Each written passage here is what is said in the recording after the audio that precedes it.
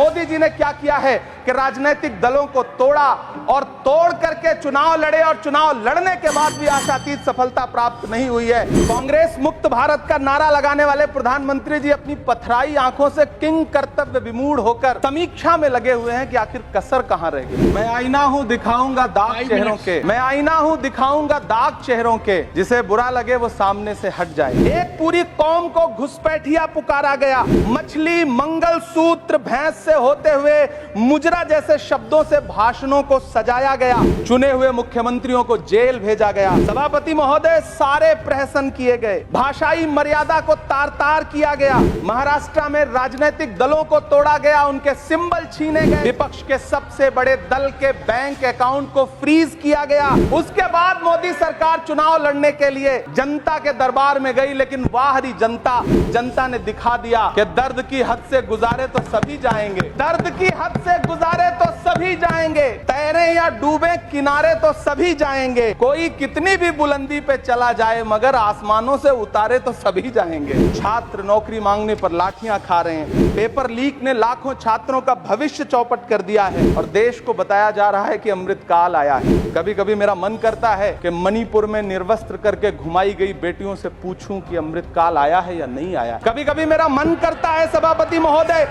कि देश के लिए ओलंपिक लाने वाली बेटियां जो इसी जंतर मंतर पर घसीटी गई, उनसे पूछूं कि अमृत काल आया है कि नहीं आया है।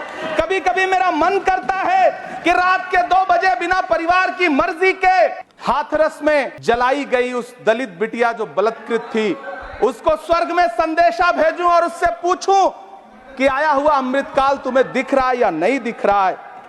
कभी कभी मन करता है कि मैं बिल्किस बानो से पूछूं कि देश में आया हुआ अमृत काल तुम्हें नजर आ रहा है या नहीं आ रहा है।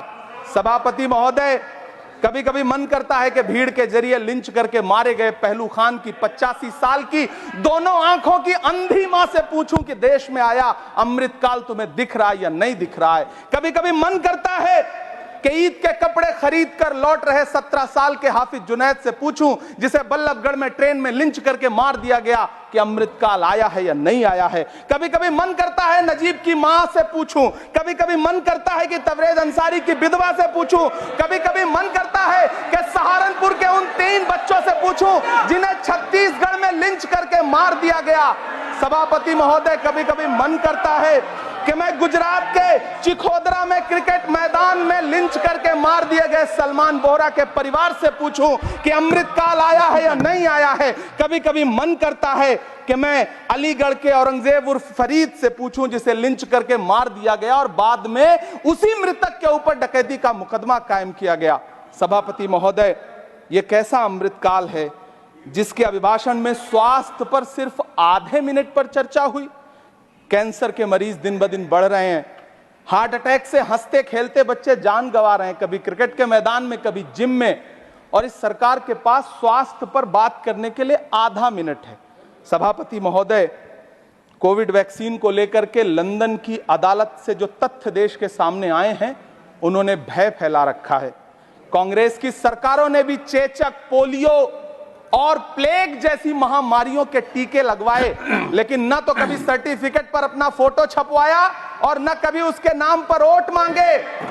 कांग्रेस की सरकारों ने यह किया है, लेकिन इन सरकारों ने क्या किया है? सभापति महोदय, अंतिम 1 मिनट आपसे लूंगा, मुझसे बहुत सारे। आधा minute please. 1 minute sir. You have made a speech, you know what you have did. अंत में सभापति महोदय, मैं अंत में यही कहना चाहता हूं कि चुनाव समाप्त हो चुके हैं, सरकार बन चुकी है, लेकिन मुझे इस देश के प्रधानमंत्री जी से यह कहना है कि आप नारे लगाते थे सबका साथ सबका विकास,